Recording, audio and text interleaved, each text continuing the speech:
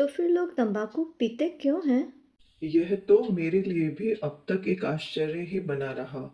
मैं भी अब तक यह ठीक ठीक नहीं समझ पाया कि तंबाकू जैसी एक कड़वी दुर्गंध युक्त और जहरीली वस्तु को लोग क्यों इस प्रकार अपने मुंह लगाने के लिए दीवाने बने रहते हैं और क्यों इससे मुंह को गंदा करके स्वास्थ्य को नष्ट करने के हेतु अपनी गाढ़ी कमाई का पैसा इस प्रकार शौक से फेंक दिया करते हैं।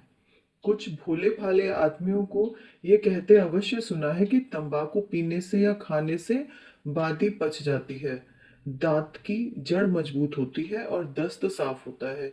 किंतु यह कोरी दंत कथा ही जान पड़ती है। कोई वैज्ञानिक प्रमाण इसके लिए नहीं है। फिर भी यदि मान लें कि यह बात सच है, तो क्या इस रति भर गुण के लिए उसके पहाड़ जैसे दोषों को भूल जाना चाहिए? क्या बादी पचने और दस्त साफ होने के लिए कोई और अच्छा उपाय नहीं है? वास्तव में यह कोई कारण नहीं, बल्कि तंबाकू पीने का एक बहाना मात्र है। जब हम अपनी बुरी आदतों को छोड़ना नहीं चाहते, तब उनके लिए कोई ना कोई इसी प्रकार के बहाने बना दिया करते हैं। जहां तक मैं सोचता हूँ, मुझे तो यही मालूम होता है कि तंबाकू पीने का कोई उचित कारण है ही नहीं और ना उसका कोई खास उद्देश्य है।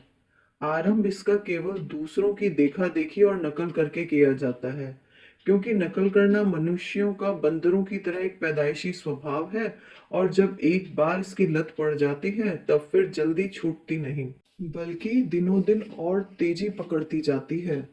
तुम्हें मालूम है कि बड़े बड़े अंग्रेजी शिक्षा प्राप्त अमीरों के यहाँ 200 300 रुपए महीने तक की सिगार या चिरुट फूक जाया करती है, और गरीबों के यहाँ भी चाहे खाने को न जुटे, किंतु रुपए 8 आने महीने की तंबाकू सिगरेट जरूर खर्च हो जाती है। यही कारण है कि तंबाकू के व्यापार से बहुत सी बड़ी बड़ी कोठियां खड़ी हो गई हैं और कितनी ही विलायती कंपनियां हमारे हाथ यह जहर बेचकर करोड़ों की रकम हम गरीबों की जेब से हर साल निकाल ले जाया करती है। न जाने कितनी भूमि यहाँ तंबाकू की खेती में फंसी रहती है, जो यदि अनाज पैदा करने के काम में आती तो इस भूखे भारतवर्ष का बड़ा भारी उपकार होता। अस्तु, तुम देखते हो, तंबाकू से कलेजा फूंक कर हम अपना स्वास्थ्य तो नष्ट करते ही हैं, साथ में अपनी गाढ़ी कमाई का बहुत सा रुपया भी खोते हैं। इतना ही नहीं, इससे हम अपने जीवन की बहुत कुछ नैतिक पवित्रता को भी नष्ट कर बैठते हैं। कैसे? यह मैं तुमको स्वच्छ वायु सेवन के संबंध में बातें करते हुए बतलाऊंगा कि मनुष्य का यह एक नैतिक कर्तव्य है कि हवा को व्यर्थ गंदी न करे। जो व्यक्ति लापरवाही से हवा को बेकार गंदी किया करता है, वह नैतिक दृष्टि से समाज के प्रति बड़ा भारी अपराधी है। तंबाकू पीने वाला हवा को नित्य गंदी किया करता है और व्यर्थ गंदी किया करता है, क्योंकि इससे उसको सिवा हानि के कुछ लाभ नहीं होता और साथ में दूसरे लोगों को भी उस गंदगी से हानि उठानी पड़ती है। जब और जहां ये तंबाकू पीने वाले जरा फुर्सत में बैठे कि सिगरेट बीड़ी या सिगार का धुआं उड़ा उड़ाकर हवा को खराब करने लगते हैं।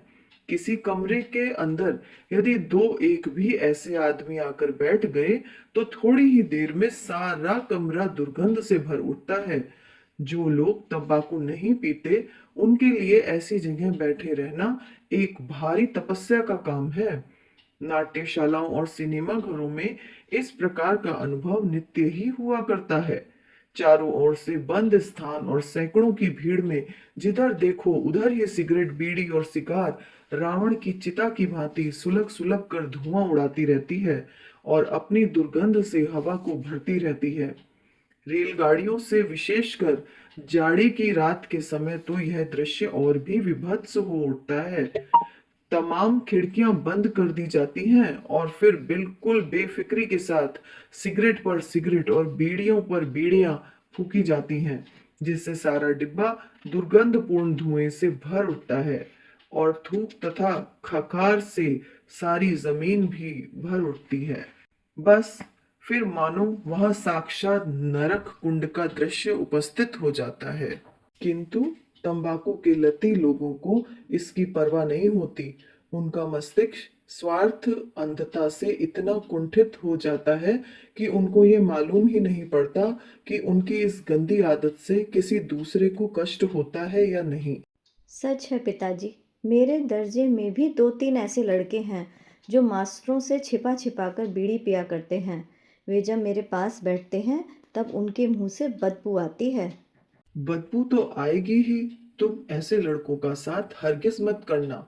लड़कपन में ऐसे लड़कों के साथ में ही ये बुरी आदतें आ जाती हैं। इस प्रकार के लड़के स्वयं डूबते हैं और दूसरों को भी ले डूबते हैं। याद रखो कि तंबाकू का जहर बड़ों की अपेक्षा बालकों के शरीर को कहीं ज्यादा हानि पहुंचाता है। यह क्यों? इसलिए कि बालकों का शरीर पूरी तौर पर बना हुआ नहीं होता। उनकी हड्डियां मुलायम, मांसपेशियां सुकुमार और स्नायु तथा मस्तिष्क बिल्कुल कच्ची दशा में होते हैं। ऐसी अवस्था में यदि तंबाकू का जहर उसमें घर कर ले तो फिर इन सब की बाढ़ मर जाएगी। सब कच्चे ही रहकर मुरझा जाएंगे। हड्डियां नाटी और कमजोर रह जाएंगी।